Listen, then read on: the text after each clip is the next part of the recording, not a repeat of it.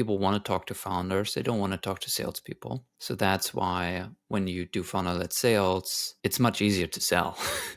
You have higher win rates, you have shorter sales cycles. But at some point, you need to take yourself out of that process, right? Because it's not scalable. You can't get involved in every single deal at some point. And so usually what happens is once you remove yourself, you hire 2 salespeople, they take over the selling, suddenly your win rate massively drops, your sales cycle massively lengthens, and you wonder what's happening and do I need to go back and sell every deal myself again? And so there's a way to inject the authority and the expertise that you carry as the founder into the sales cycle without yourself getting one-on-one involved with the deal. And that approach is founder-led marketing. The idea is that you as the founder create content and marketing assets around your company, around your product, and around your expertise that you package into bite-sized LinkedIn text posts, image posts, video posts that you then distribute so that your prospects can see it in the places that they already spend time, which is mostly LinkedIn, but you can also leverage it on other platforms. And then once you have these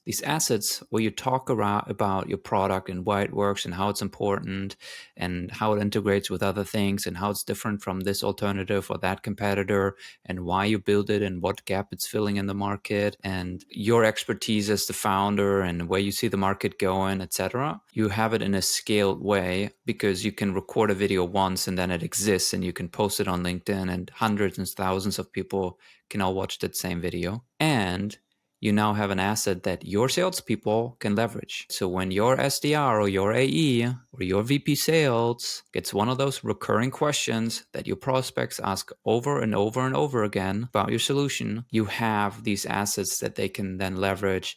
They can send it out in an email. Instead of writing up a long text post, they're like, here's a 2-minute video of our founder sharing this exact process.